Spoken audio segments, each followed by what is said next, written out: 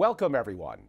I'm Angelo Robles, founder and chairman at Family Office Association, and welcome today to part of our video series. Today we have a very special guest, Lonnie Gienger, CEO of Wilkinson Companies. I've known Lonnie for only a few short months, but among the many guests we've had speak at Family Office Association, there's very few I can think of that I really enjoy hearing from more than Lonnie. Not only is he incredibly successful as co-founder of a highly successful business, but what an incredible family person and someone who really believes in the philosophies of governance in business, in family. And this is really going to be a very deep discussion, whether you're a family member, whether you're an executive in a family office, or whether you're an advisor advising people. I think Lonnie's insights are going to be incredible. Now, to make this the best video that we could do, we actually have a significant series of questions, and I do want to stay on cue in a sequential order. It would have been great to have a little bit more of a conversational talk with Lonnie, but I think for the betterment of the audience, staying on target to the questions that we have does mean that I'll have to look a little off camera or away from Lonnie every now and then, but I want to make it a better experience from listening in and the quality of Lonnie's answers to some great questions that we came up with. So I hope you enjoy it.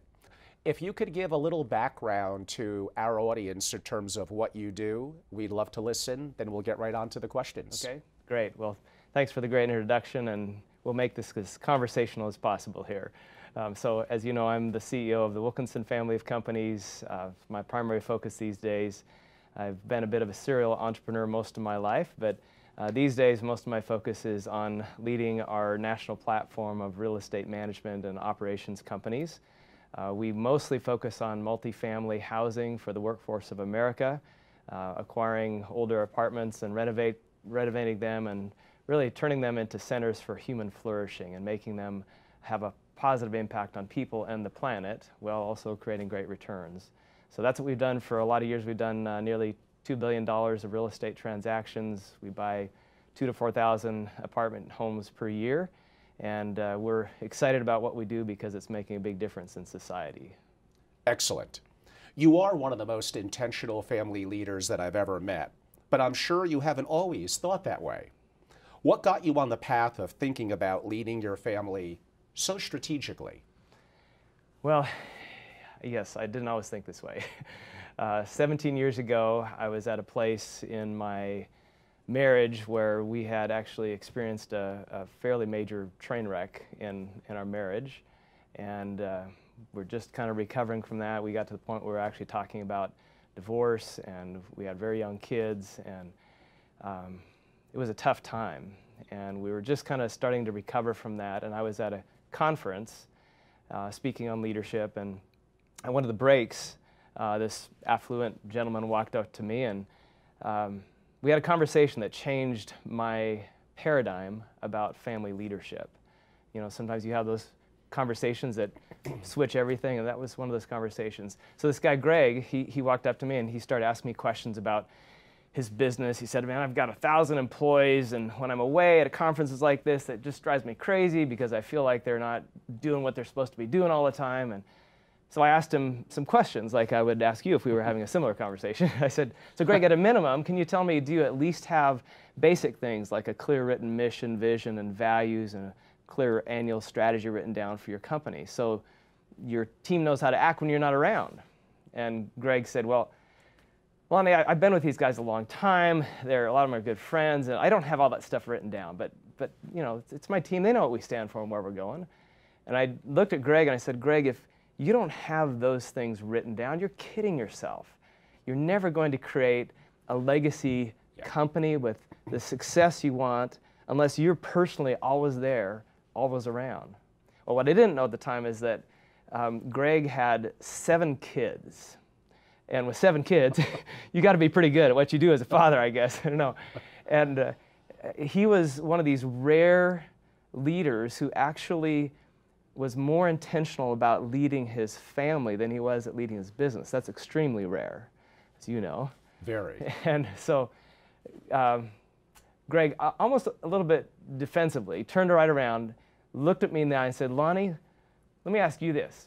do you have a clear written mission, vision, and value statements for your family? Do you have a clear written strategy for your family? And I looked at Greg and I said, well, Greg, I don't have stuff written down. It's my family. They know what we stand for when we're going. Of course, they just bit right into it. He reversed the roles on you. Exactly. He got me. And what he said then is what really changed my paradigm. He said, Lonnie, what that tells me is that you care more about your business success than you care about your family legacy. And it just got me. I mean, he looked at me right in the eye, actually poked me in the chest. He's a big guy. And he said, why do you invest so much time and energy developing clear mission, vision, value, strategy for your business, but you don't take the same intentional approach to leading your family? I mean, I tried to argue with him, or defend myself and my manly ego, but when I walked away, I had to admit he was right.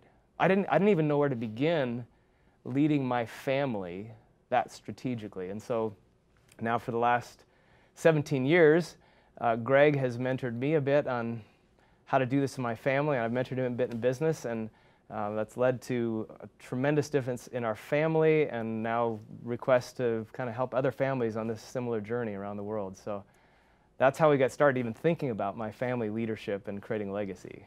You each benefited from each other. Yeah. And acted, like you said, as a cross mentor, so to speak. Yeah. I don't think we see that enough. That's fantastic. Yeah, we're still like best friends. Yeah. There's a lot of talk about legacy and many definitions of what family legacy means. What do you mean when you talk about family legacy? That's a great question. Legacy is a very personal thing, Angelo, as you know. It means something different for each person. I think it's very important that each person define what legacy means uniquely for them. I mean, the common dictionary definition of legacy usually refers to the amount of money left to someone after you die. But I know of very few leaders of family offices who would be truly satisfied with that sole definition of legacy. Of course, we care about that, but not just that. I mean, for most of us, legacy is a lot more about how much world-changing good we leave behind than just how much wealth we leave behind. Like for me, I want to think of my grandkids, my great-grandkids as doing something to make this world a better place. Every one of them, right? And you know, for most of us, legacy is more than just about the quantity of resources that we leave behind. It's a lot more about the quality of relationships that we leave behind. So when I think of my future these days, like I remember one time Greg asked me, Lonnie, what are you doing to make a difference in your great-great-great-grandkids' lives? I said, I don't even think that way. Where does that come from? Right? But these days, I think about that a lot. Like, what I care about, yes, I hope they have a good quantity of resources, but I want my great-great-great-grandkids to have a high quality of relationships, right? Where they're best friends with each other and all their cousins and the extended family, and they do life together and do business together. And you know, and have great principles. You know, I do care about the size of my great-grandkids' portfolio, but I care more about the soundness of the principles by which they live their lives, so that 200 years from now, I'd love it if all my descendants are known as people of great character, great integrity, with principles that really improve the quality of society. So that's legacy for me. Lonnie, tell us a little bit more about your family. My favorite subject, as you can tell. So yeah, 35, almost 36 years ago now, I was privileged to marry my childhood sweetheart, Shelley. We've known each other since we were like early teens, and just have had a ball together. She's my best friend, my dream lover, and she is also a very effective leader and encourager of people. So we're proud parents of 4 adult children, plus 2 that have married into the family.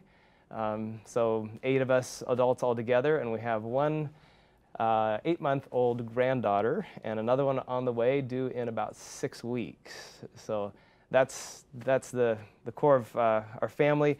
As far as what we like doing, we love doing life together, love doing business together. One of the little-known facts about our family is that a few years ago, our 2 married children and my wife and I sold our houses in the city, and all moved and bought places together right near each other in the mountains on a lake. And so that's amazing. Yeah, it was a lifelong dream, of course, for us to be able to do that. So we love doing anything in the mountains. We are on water, backpacking, skiing, boating, all those types of things. And we love doing business together. We're in multiple partnerships together. Our latest family venture that we started in the last year and a half or so, we were dreaming up something we could all do together where all 8 of us would have a specific role that aligned with our passions and skills. And so we're starting a business innovation center, redeveloping about an 80,000 square foot building right in the core of our downtown in an opportunity zone. And super excited about how that can, I think, have a real transformational effect on our city and something we all love doing together as a family. And what city is that? It's in Yakima, Washington, which is kind of central Washington, a couple hours from Seattle. We actually live fairly near Seattle, but sure. Yeah. That sounds fantastic.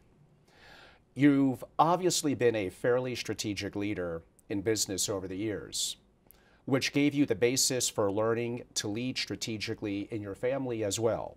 Can you share a bit more on your business background and how you applied the strategy and values-based leadership in your business?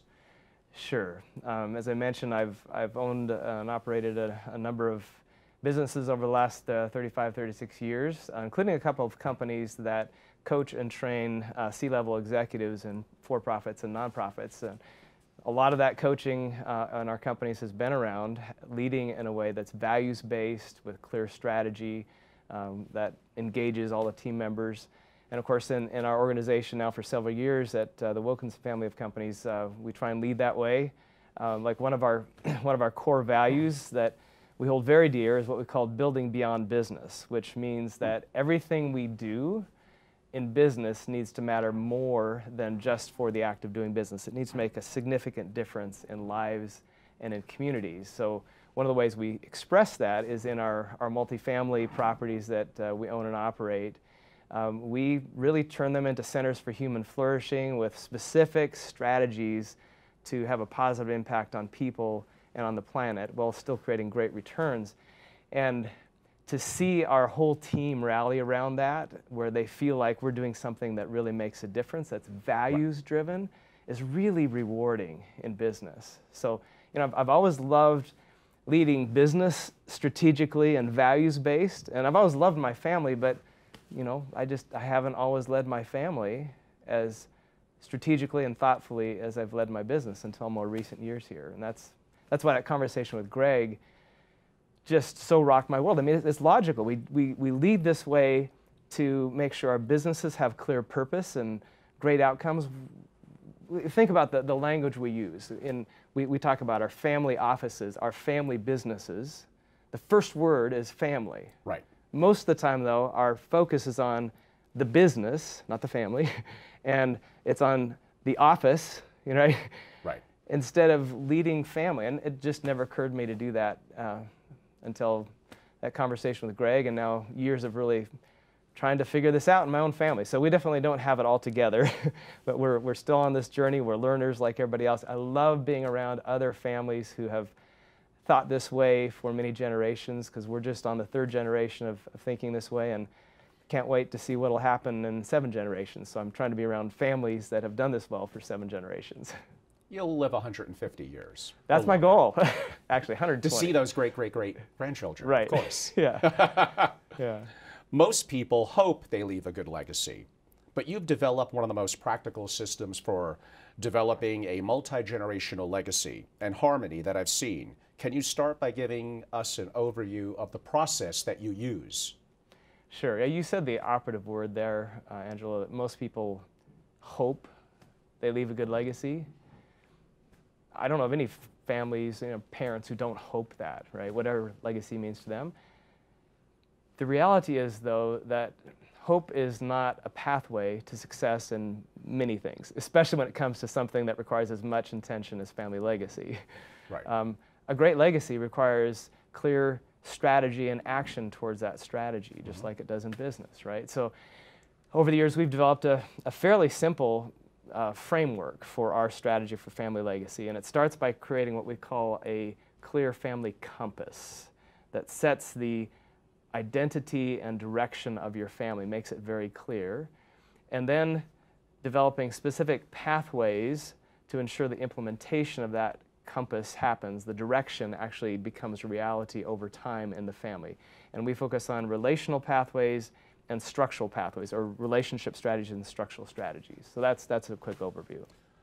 You mentioned the family compass. Give us a little more color. What is the family compass and why is it so important? So a family compass is not as simple as a physical compass, though there are some similarities. Back when I was a kid, my dad gave me a compass because I've always loved hiking, and I remember being fascinated how the needle on that compass always pointed the same direction no matter where I turned. And I still have that compass today, by the way. It's one of my treasured possessions. But I often have thought about that. What if our families could have a compass that had a needle that would always point our family in the true north direction that we want our family to go in now, right, and maybe even for generations to come? So creating a family compass is you can do it as intentionally as holding a physical compass, and it has specific elements. The elements that we've chosen to include in our family compass are fairly simple. It's our family values, our family mission, and our family vision. Those are the three elements that together create a clear identity and direction for the family. Let's talk a little bit about the first one, family values. Tell us a little bit of your perspective. So family values is something everybody has. Everybody has values. Every company has values. Not many companies, frankly, or families codify those values with so much thought and intention that they say these are the most important non-negotiable principles that we want to guide every decision we make, the way we spend money, the way we interact, the way we have conversations. These are the values most important to our family. So that's what we've done. There are a lot of evidences over the years that both in companies and in businesses that have done this well, and in families, that those organizations that clearly codify and regularly refer to a common set of shared values have high levels of engagement and harmony and empowerment. And that's what's happening in families that I see doing this. How does a family start by defining what's going to be important to them? Well, I recommend, first of all, get the right people around the table, and we can talk more about what that is. It depends on age and stage of your family, who those right people are around the table. But get some family members around the table and discuss some really deep, thought-provoking questions that will help you get at what are those principles that are non-negotiables for you and your family. Questions like, what character traits do you want to see in your grandchildren and great-great-grandchildren? Or questions like, if you could define what is absolutely non-negotiable for you and your family that will guide everything you want, what are the descriptions of those types of items that you want to define, what your family stands for? Anyway, we can provide some of the questions. Maybe we can provide a link in this. That'd be great. I'd be happy to share questions that we've used over the years to help ourselves and other families define what their family values are. When you develop written values for the family, what you do with them once you have them written down is what actually is going to make a difference. So I guess taking action. Right, absolutely. And that's the reality is that some people hear conversations like this and they say, oh yeah, we wrote down values once for our company, or maybe even for your family, but they stayed in the file, nothing ever happened, nothing changed. Well, okay. That is what often happens if you just write anything down and don't do something about it. So right. What's most important is that, first of all, you take the time to develop them. If you're married and have no kids, I recommend you first develop the values separately. So husband, wife, develop your own set of values, and then get together, compare those values, and ultimately talk about which ones are similar, which are different, and why, and which are most important to both of you. So you create an amalgamation of both individuals' values into a family set of values. And once you have those, what's important is that you actually use them on a regular basis, refer to them often as the basis for decisions and actions that you take in the family. I learned to do this and to teach other business leaders to do this in business. When we made a decision literally yesterday to walk away from a $100 million deal that was one of the better financial outcomes that we've seen. But our investment committee ultimately made a decision to walk away from it because it didn't align with one of our core values as a company. And we refer to those things. You know, we refer to the value as the basis for that hard decision, right? We know we do that in business. So in family, you do the same thing. When you make decisions, communicate things to your family, refer to the value that's the basis of that. We started when our kids were fairly young. You know, if they wanted to reach out and grab another candy bar for the 5th time, you know, and get more junk food in their body, instead of just saying, don't eat that junk food, you know, we would try to remember to say the values-based reason for that direction. Like, we don't eat junk food because our family values vibrant health. That's one of our core values, vibrant health and energy. Even today, we refer to values often in discussions. Like last week, we had a conference call with all 8 of us on the phone, grappling with a decision over something in one of our family businesses. And there was quite an animated discussion about it, a lot of differences of opinion and great discussion. At the end of the day, it was referring to one of our core values. I think it was the value of creating transparent, authentic relationships that helped us all come into unity on that difficult decision that we needed to make. Right. Last weekend, at a very proud dad moment. We were having a party at, it was actually a baby shower for our son and daughter-in-law for their soon to come baby here. And it was at the home of one of our friends, a really nice home. And at the end of the baby shower, we were all cleaning up, and our family was jumping in, and you know, somebody was even cleaning toilets, someone was vacuuming, and you know, our family members are all doing this. You know, all the kids were, and the host who owned the house said, "Hey, you guys, you can just go home, man. This is your party. Just go home." And here's the proud dad moment. My 29-year-old son, I was walking by and I overheard him say, he said, "You know, we're happy to do this because that's what Giengers do." And then he referred specifically to one of our family values. This is my 29-year-old son, right? He says, one of our family values is we always leave things better than we find them. That's literally word for word one of our family values. So I didn't prompt him to say that, obviously. And the funny thing is, somebody else, another friend, overheard that and said, "Well, if that's the way you guys are, you should come to our house and have a party because I need somebody to clean my house better." So anyway, my point is these things are not just put on paper or on a screen. They need to be, we've taught our kids about this over the years, we refer to them often, and then they become truly guiding principles. You are into the 2nd generation of implementing your family compass and starting the 3rd. How are you navigating the process, trying to pass on what's important to you and Shelley, while still empowering the next generation to chart their own course? That is a very deep question, Angelo, because these days with our kids all being adults, our youngest is 19, oldest is 29, we talk about that openly quite a bit. Because that's been our dream, of course, is like every parent, to pass on a good foundation, but let your kids then build on that and become great, thrive, right?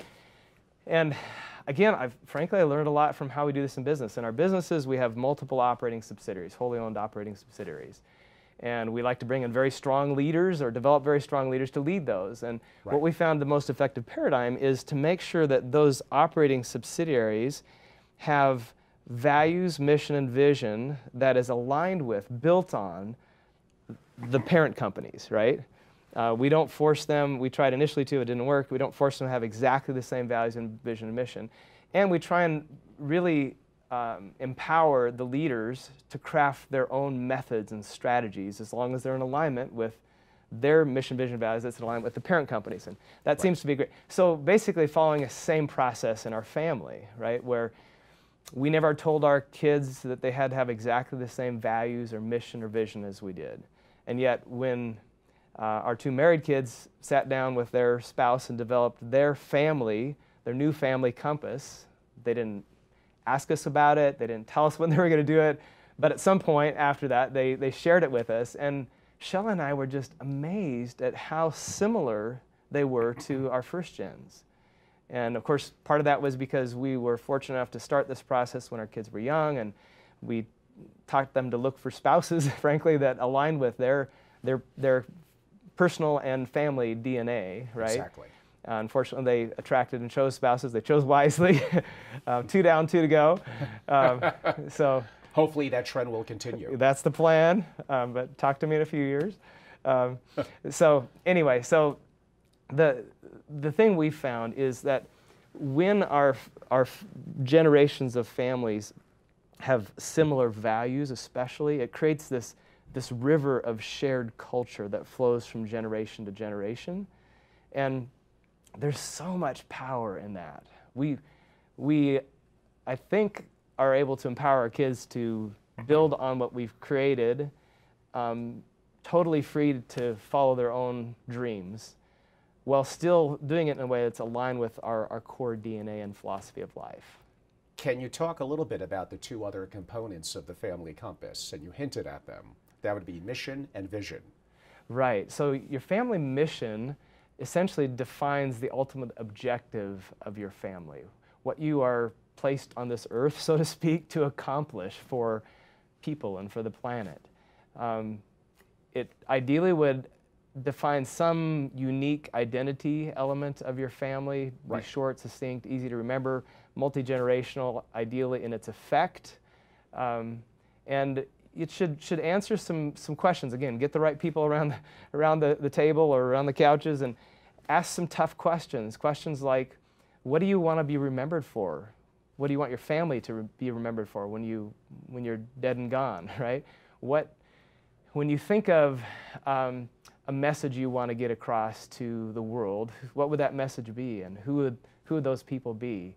One of my favorite questions is just what lights you up? What really makes your family energized about life? Or what wrecks you? What just really frustrates you? What makes you so angry at the wrongness of it that's happening? When you start discussing those things and writing down what comes to mind, you'll start seeing some themes that come out of that process. It's like I was sharing this at a closed-door session for about 100 family office members, and when I asked that question about what wrecks you as a family, this man stood up in the back and raised his hand and just blurted out, you know what wrecks our family is single mothers in poverty who can't afford to take care of their children. And he just had passion, behind what he said. And I remember asking him, so let me ask you, how much thought and effort have you put into ensuring that your future generations are able to build on the business and financial platform that your generation has established? And he said, oh, a lot. And then I said, let me ask you this, and what kind of thought and effort, strategy have you put into making sure that your future generations are able to build on solving that problem in the world that your family in this generation cares so much about? What if 3 generations from now, your great-great-grandkids were solving that problem in creative ways, or the cause of that problem because it built on things that prior generations, could you imagine what a difference your family could make in this world? And you should have seen, he just got so excited, like, yes, why didn't I think of that? And that's the kind of thing that makes me just so excited about talking about these things with families. Well, I think we could pick that up. Yeah. You actually answered my 2 next questions on mission, which is fantastic. Let's switch a little bit to vision. Talk more about vision. What is the difference between mission and vision? Vision paints a picture of what your family will look like when it's actually accomplishing its mission. So when your family's accomplishing what it's supposed to be doing on this earth, what would that look like? It paints a compelling picture of that. So the ideal future of your family. And again, we do this in business all the time. Great companies have great vision statements. Our company's just finished building and opening a luxury Marriott hotel. So I happen to know the story of the Marriott vision statement. Their vision, what they wanted to look like when the company's accomplishing what it's supposed to be doing, is that they want to be the world's favorite travel company. The world's favorite travel company. And what I know about that story is the Marriott family developed that vision statement generations ago when hardly anybody had even heard of Marriott, right? And now, you know, I stayed in Marriott last night. I mean, Marriott is arguably the world's favorite travel company, right? Most broadly. So that kind of a vision statement creates this picture that captivates the minds, the imaginations of the people on the team, in this case, the people in the family, even into further generations. And, you know, again, 17 years ago, I realized I had put that kind of thought into doing this for my business, but not for my own family. That's the most important multi-generational organization in my world, really. It's the one I care about the most, right? Can you share one thing a family could do to further clarify their vision? Sure. My favorite exercise to do with families about vision is a bit of an imagination exercise. Remember, we did this with our family years ago and came up with a long list of very exciting things we imagined in the future. So here's the question. Imagine 200 years from now. I know that's hard, but imagine that if 200 years from now you could somehow show up in the lives of your family. So 200 years from now you show up in the community where a lot of your family members live. What do you want to hear and see the community saying regarding your family? What do you want to hear about your family? Just imagine, what would you want to hear them saying? Or 200 years from now, you somehow sneak into a family reunion of multiple generations of your family. I don't know, I'm envisioning this where, you know, we've got hundreds of people from multiple generations, you know, gathered together. If you could sneak into that 200 years from now, what would you want to hear people saying about your family, the kinds of things they were doing, the kinds of impact they were having on the world, etc. So when you write those things down, you'll come up with a list of themes, right, words, themes, etc., that eventually you can translate into a short sentence that is captivating for the imagination with some phrases that are uniquely meaningful to your family. Of course, when we did this for our family, you know, we had no intention of ever sharing any of this with anybody outside of our family. And these days, I end up doing that a bit as a case study. But when we did that and looked at all of our things we imagined 200 years from now, it came down to that we imagined a lot of different environments where we created healthy leadership cultures with, because our mission, part of our mission statement is to be courageous leaders, right? So healthy leadership cultures was part of our vision, because our mission is to be courageous leaders, and that's part of it.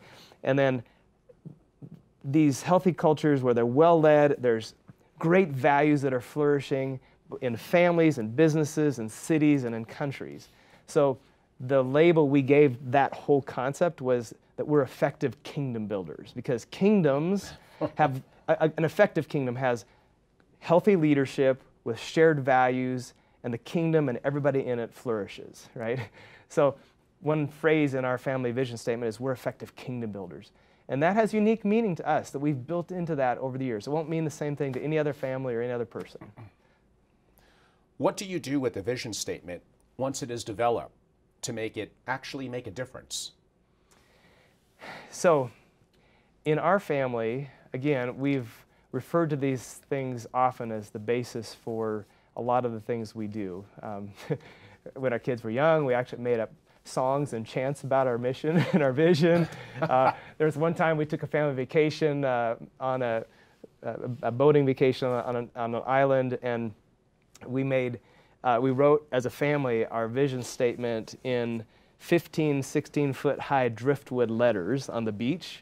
And then, oh, wow, so we could go clear out in the water in the boat and look at it and see our vision statement, you know, right there on the beach. So, you know, we've done fun things like that over the years. And these days, of course, with adult children, we do still refer to that and encourage each other when we see each other living out our vision statement. Like our youngest daughter, Shalane, who's 22 years old, she was recently nominated as in the top 39 under 39 entrepreneurs or something like that. And so her picture's on the front page of our hometown And she's newspaper. well under 39. Yeah, she is. Yeah, you've met Shalane. She has spoken at a Family Office Association event before, Yeah. kind of on youth and entrepreneurship. Yeah. But my point is, rather than the comment I made back to her when I sent her a message about it was not about the top-ranking success. It was about how proud I was of her for living out our family vision by building this kingdom of entrepreneurs that she's come to be known for, building a kingdom of young entrepreneurs that actually do business and life based on good principles and enduring values and have balance in life and things like that. And so we try and capture opportunities like that to encourage each other when we see somebody living out some element of our vision. Some people may be thinking, I've written down things like values, mission, vision before, and people hardly look at it again. It doesn't really make a difference, they may say, but what do you say to them? Yeah, well, first of all, you're right. Most people do write these things down, just like New Year's resolutions, and don't do a thing about it, right? And that's a travesty, really. You take the time to think about it, especially if you take the time to put it in writing, at least do something intentional to begin walking it out. The analogy our family uses about this often is we love hiking and backpacking, as I mentioned, and every year for the last 15 years or so, we've done a week-long family backpack trip where we pack up everything we need on our backs for a week in the wilderness, in the mountains. So for that kind of trip, it takes a lot of planning, as you can imagine. And we actually have gotten to where we kind of enjoy now planning it together, and getting out the maps and looking at trip reports and pictures and figuring out where we want to go. And there's a lot of planning that goes into that. And of course, we write down the journey. Sometimes we go places where there's no trail, so we plot that out on a map. And so we often think once we get there, on the trail and see the amazing sights of the mountains, man, what if we would have just not done this? Because sometimes we're all so stinking busy. You're like, oh, we don't have time for this, even though we've planned it, and somebody invariably has some urgent thing that comes up and says, I don't know if I can make this trip, and everybody else says, no, you've got to. But when we actually get there, it's like, oh, this was worth it because we hit the trail and we're enjoying the experiences together and the beautiful sights. So in our families, it's so important that you not only take the time to develop the compass, to create the plan for the identity and direction for your family, but then to have clear strategies for how you'll implement those, plot the map on the trail, and then to actually take intentional steps on a regular basis to do that. I know I didn't do that in the initial years. I made the same mistake that other businesses do also, where they just write the stuff down and not much happens. And unfortunately, again, I had a mentor, by then a couple mentors, who would say, Lonnie, have you actually done something about that lately? And so it prompted me to start taking action over the years. You talk about relational strategies for implementing your family compass. Why do you focus so much on this? And I do focus mostly on relational strategies, both in business and in the family. We do also focus on structural strategies, which we might talk a bit about that, but I think let's mostly talk about relational strategies because that's where it's at. Really, relationships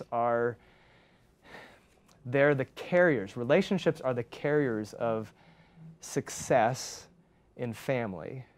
They're the carriers of success in business and in life. Like, in our business, so we've had over 1,000 employees in 18 states. And actually, there was a period of time we had over 2,000 employees in all across the country.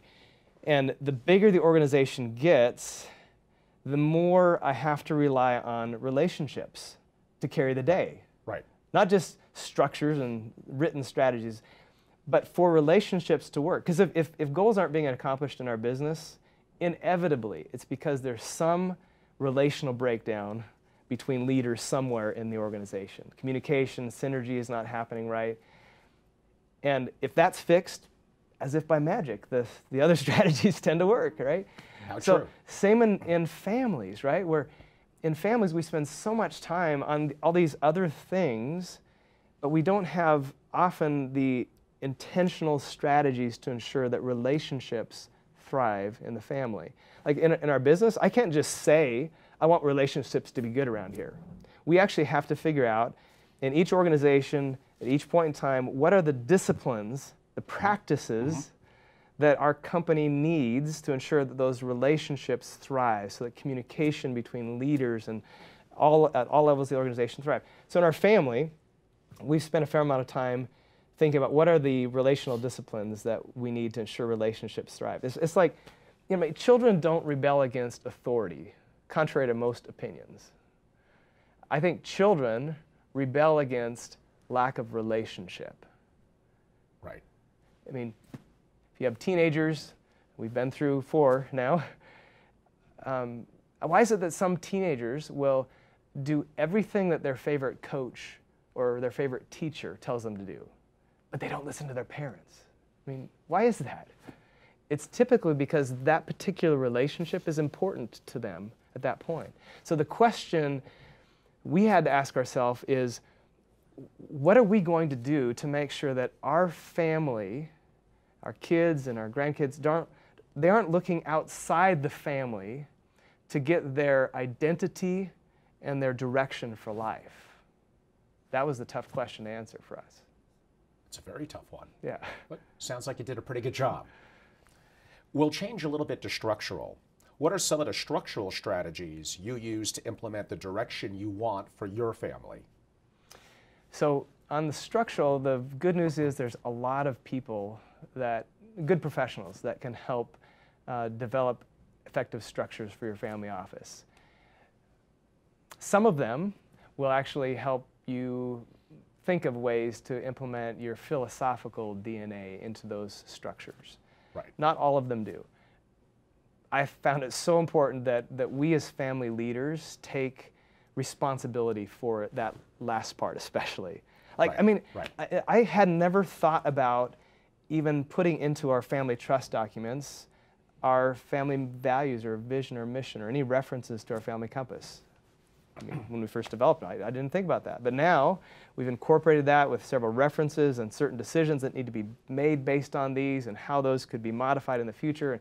It's actually incorporated into our family trust documents. We, on other structural things in our companies that our family leads, we make sure that the values and the business compass, the values, mission, vision, is a clear reflection of our families. So things like that. But there's a lot of focus on structural pathways. So let me go back to a little bit more on relational strategies, because please, it might help if I share a couple specifics on that. I think the audience would love that. People might Tell not us connect more. the dots on this. So again, similar, because I think as an entrepreneur and as a business leader, I looked through the lens of how I do this in business and said, what are the disciplines we use relationally to get people on the same page in our business? Well, one of those disciplines was we do an annual strategic planning retreat. And I was talking with my buddy Greg about this, and Greg said, well, have you ever done that for your family? I said, no. I said, well, I do. I said, what? You do strategic planning retreats with your family? That's weird. But now for the last like 16, 17 years, every January, we've done a strategic planning retreat with our family where we take intentional time to review our progress against our family compass and our strategies in the previous year and also individual goals. And then we take time going through a specific process to establish our direction for the next year together and individually. And my favorite part is the end of that process, we get together and everybody shares their individual goals for the year. And these days, with all of us being adults, we spend a lot of time talking about, how can we support each other in those and synergize together. And that's just so much fun. And of course, there's a lot of celebration of what happened the last year. So we do this annual strategic planning retreat. Another thing we've done in the company for years, you typically do sometime a mid-year progress review, right? True. So that's what we do in our family. Every year for many years now, we do a fun family vacation in the summer. It's usually kind of mid-year sometime. During that vacation, we take some intentional chunks of time to review our progress against what we've done in the last year and what we're planning to do the rest of the year and celebrate successes, and that's a lot of fun. So we have this mid-year process. We, of course, in business, you do quarterly board meetings. In our family, the equivalent is that we do our quarterly family council meetings, which aren't just about stewarding the investments and properties of the family. Of course, we focus on that. But, Right. but more importantly, we have some specific questions we ask and processes we go through in our quarterly family council meetings that have to do with stewarding our family compass and our family relationships. Yes. And again, I'd be happy to share, our agenda and some of the questions that we ask on that if anybody's interested. Monthly, we do a monthly process. In business, I like to try and do monthly one-on-ones with key leaders. So over the years in our family, I've done monthly dates. So I have 4 kids. It works out, once a week I do a kid date. And during those dates, we do something fun, but we also take a little time to talk about your progress on your goals and celebrate stuff and how can I support you and things like that. We do a weekly, like in our business, of course, we do every Monday morning, actually now it's Monday afternoon, we do a weekly staff meeting, in my case, with my key leaders. Right. In our family, we have a weekly discipline. When our kids were young, we had this weekly family night process we did. We do some other things now on a weekly basis. And I do daily stand-ups in our business. And so with the people I interact with in the family on a regular basis, we have this daily communication discipline that we follow. So bottom line, just planning what relational strategies you'll use to ensure that relationships stay strong and your family compass becomes a living thing on a daily basis and in your family, just like we do in business. The strategies I mentioned, I wouldn't expect that others would follow these same exact strategies. What's important is you find out what strategies will work for you and your family and the age and stage that any particular family is in at this point in time. So to wrap things up, can you give us a 30-second summary of the strategy you've been using in developing family legacy? Sure. First and foremost, learn to lead your family as intentionally and strategically as you would lead a business. Philosophically, embrace that paradigm. That's the foundation. Then develop a clear family compass with clear mission, vision, values, so your family has a clear sense of its identity and direction.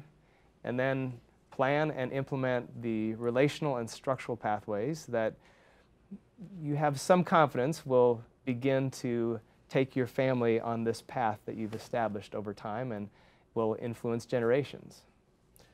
If someone wants to start to do something like this for his or her family, how would they start? What would you recommend? Well, first of all, define who should be in the conversation, and that'll be different depending on age and stage of your family. And then have some process that you follow. Maybe you could get somebody to facilitate a process for you, or I'd be happy to share, our process. We've got a workbook we've developed that if somebody wants to grab that, happy to share that for free, of course. And but take the time to have the conversations and begin to write things down. And over time, you'll see that that begins to make a difference in your family. That's where you start. It's a great start.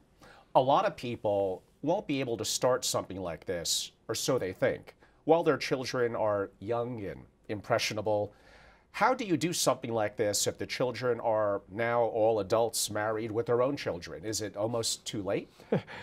I do get that question a lot because, of course, when I tell my story, we were fortunate to be able to start this process when our kids were fairly young. Right? Exactly. So our youngest was, 3 or 4. Our oldest was an early teen. So people who, hear me talk about this say, well, my kids are old and gone, what do I do? So the first thing I say is just start. Just start wherever you are. Do something about this because you can actually do something. Right. But then I would give specific guidance depending on age and stage. So maybe I'll go through a few of them. First of all, if you're single and not married yet, it's pretty simple. Just sit down and do this for yourself, right? Okay, and you'll have, I believe, a much better chance of attracting and keeping the ideal spouse, right? Right. I think if you do that. Second, if you are married and have either no kids or young kids, like preschool age or younger kids, like I mentioned earlier, start by, if you haven't done this individually, creating your own personal compass and then getting together, comparing those, and working through the process of coming up with this magical amalgamation of the two individuals into one family compass. You can still keep your own individuals, but combine, find out where the overlaps are, this synergies and similarities, into a family compass, right? That's fairly easy if you're don't have older kids. If you have older kids, just involve them in the process. If they're still in the home, like they're teenagers, if they can get on board with the process, get their input on the process so they feel like they're a part of it. Yeah, the challenge comes then if your kids are grown and gone out of the home already. Right. So two things I'd say to that. First of all, if you have the nature of a relationship with your older adult children where you're in regular communication, you still synergize and communicate on things or maybe do business together, it might be possible for you to actually do this type of process all together, even with adult children. Mm-hmm. I say possible. It doesn't always make sense for relational or different reasons. If it doesn't make sense to do it together, then if you're the one in the older generation that wants to just do it yourself and let your children know what you're doing, your adult children know what you're doing, and inform them of what you come up with, and hopefully they'll be inspired by what you do, right? That's the word I was going to say too. Right. And I have seen this work in many cases. They're inspired by what you do, and they end up doing it themselves. When they do it themselves, it's amazing how quite often many of their values, for instance, are still similar to yours because they came out of your home. There's going to be something similar there, right? So that would be the next category. The last category I mentioned is if you have a situation where you are maybe listening to this, you're the third, fourth, fifth, seventh generation, and you're the one saying, I want to do something about this. Where do you go? Do you go to the prior generations and ask them to do it with you? Do you do it yourself? There's no easy answers, no one answer to that question. I would say you could have a conversation at least with prior generations, go as far back as you think would make sense, and see if maybe they're willing to collaborate and have some of these discussions together. If they're not, don't let that be an excuse. You can change the future generations. So start where you are, do it for your family. Many times I've seen that happen, again, where it inspires prior generations and you have this success ripple effect, upwards in prior generations. So just start wherever you can. If families want to get more information and how to do something like this, like what you're talking about, where would you recommend they go?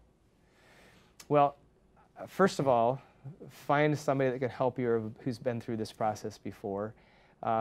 If you get stuck, I'd be happy to help if I can. This is not my business. I don't have a big team that can help this. But I over the years, because it's a passion of our family, we do come alongside families who are really serious about doing this in their family. When I started talking about this at family office events, I started getting a lot of questions, more than I had time to answer, and I have a couple of kids who are podcast hosts like you, and so they said, Dad, you got to quit answering the same question over and over again. Just record it on a podcast and then send them that podcast. That's the best idea. Right. So we actually did start a kind of a family podcast. It's called Systems for Success.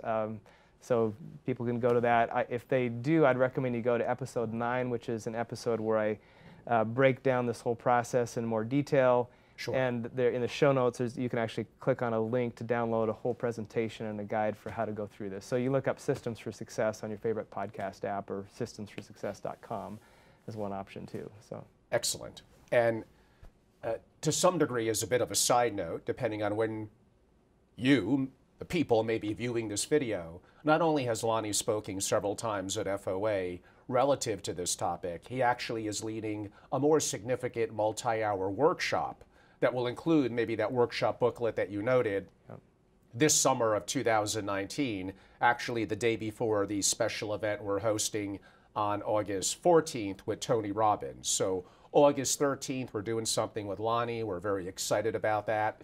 Again, some of you may be listening to this podcast or video, either one, even years later. What I love about the subject is it's evergreen. You could put this in a, figuratively speaking, in a bottle and open it up in 100 years. And I'd like to think all of it is still going to be applicable to the dynamic of families, of communication. So it's a great subject, but if you happen to catch it beforehand in a relationship, a family office association, you could meet Lonnie and see him in action in that workshop, as we call it, perhaps sooner rather than later. That'd be great. And we have, over the years, facilitated workshops for extended families that want to work on these things, half a day to a day, it's amazing how much progress a family can make if they actually roll up their sleeves and start just working on this. I agree. You would be a great person to lead that. If someone wants to learn more about how they could join the Real Estate Impact Alliance that you are creating to transform apartment investments into impact investments, how would they do that? I'm glad you brought that up because that is, as I mentioned, our current passion is transforming apartments as an investment into an impact investment class. Right. And so we're putting together this national alliance of other family office investors and multifamily apartment owner and operator organizations that really care about human flourishing in this asset class. Because our dream is that some years from now, if we get enough people on board sharing and collaborating best practices to really make this type of investment high impact on societies and on the environment, that years from now it would be absolutely unacceptable to invest in any real estate, but especially apartments where people live, without also taking responsibility for the lives of the people in these apartments and the impact that that investment has on the planet. So you can go to wilkinson360impact.com, and there's a link there that says apply to join the alliance, because we're just trying to gather some like-minded leaders together to see if we can collaborate to transform an industry with impact ideology and practices. That's amazing, and you answered one of my questions, but I'm still going to give you that chance. You mentioned your podcast, you mentioned the Alliance. For those that are listening or watching in and want to learn more about you, about Wilkinson in general, what would you recommend they go to? So probably the wilkinson360impact.com. Right. My email address is Lonnie, Lonnie, @wilkinsoncorporation.com. I'd be happy to connect with anybody that wants to. Love talking with other families, especially on this subject of how do we build families that build a better world. Well, everyone watching or listening in, we hope you had a chance to enjoy Lonnie today, who was truly a special guest about a subject that I'm sure was very impactful to you, and we hope you have a chance to reach out and learn more about what he's doing. Everyone, I'm Angelo Robles, the founder and chairman of Family Office Association. Thank you for, whatever the case, either watching or listening into our podcast. We hope you had a chance to enjoy it. Lonnie, thank you so much for being on the show. The pleasure is all ours. Thank you for the opportunity. Thank you. Yeah.